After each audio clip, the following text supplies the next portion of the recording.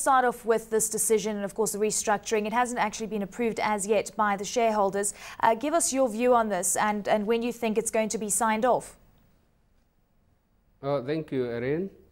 Yes, we are doing the restructuring of our balance sheet, and what we are doing is converting the preference shares which belong to the government, 15.9 billion worth of shares.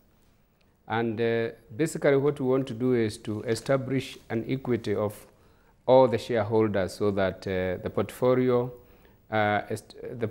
gains some equitable gains from all the shareholders, because you know preference shareholders always get the preference treatment when it comes to sharing of the dividend. But the ordinary shareholders are all the same, and normally what happens is in an annual general meeting, the dividend is decided and paid out to the shareholders, not so for the preference shares. So once these shares are converted from preference to ordinary shares, it means that there is equity established for the shareholders. That's number one. Number two is the fact that these preference shares are a perceived debt or indebtedness of KPLC, and most of the lenders and the other investors view KPLC as highly indebted because of that 15.9 billion worth of shares. So we would want to remove that perception, and the way to do it is actually to convert them to ordinary shares the way we are doing. The third thing is these preference shares have an obligation of a payment of 1.25 billion Kenya shillings every year to the government. And even the government and ourselves think that it's more important for KPLC to focus more on improvement of its infrastructure rather than a payout to the government. So at the end of the day, it is a win-win situation for KPLC, for the customers of KPLC, for the ordinary shareholders of KPLC, and even for the government, because KPLC will become more attractive and will not have to rely so much on the government in terms of resources. Well, it's interesting to note, I mean, looking at government, because it is your biggest shareholder at this point in time, and your strategy going forward, I mean, you're talking about the changing of preference shares to ordinary shares, and this is obviously going to create quite a bit of equity for shareholders down the line. Just looking at government stake in KPLC, any moves or any strategies going forward to change that? Not really.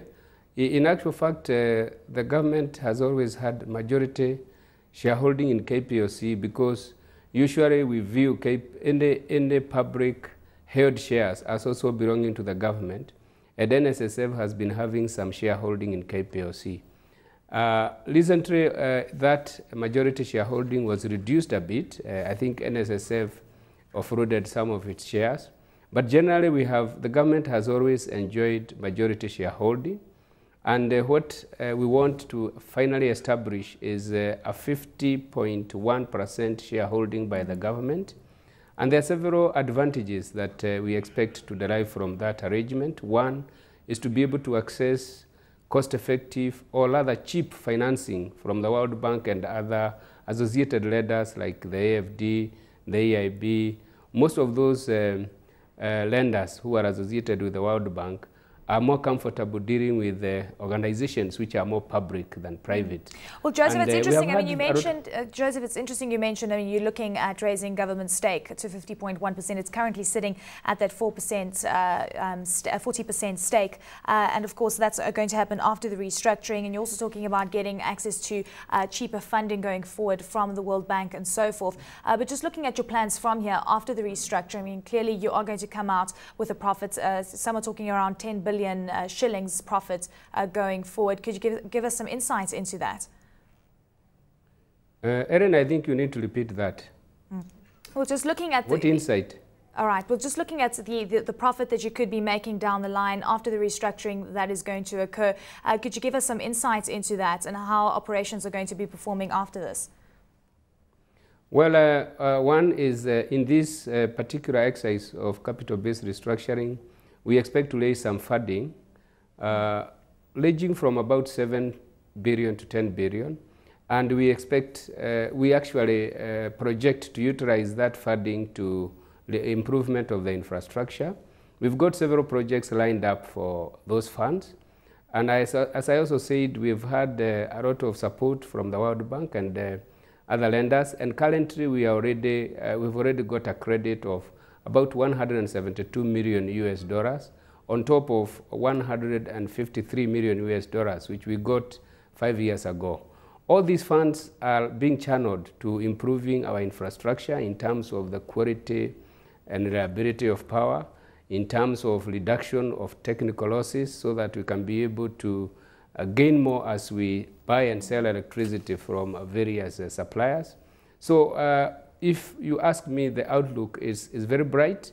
As you know, we made a profit of about 5.6 billion this last financial year. And we have been on a very good trend in terms of improvement of profitability.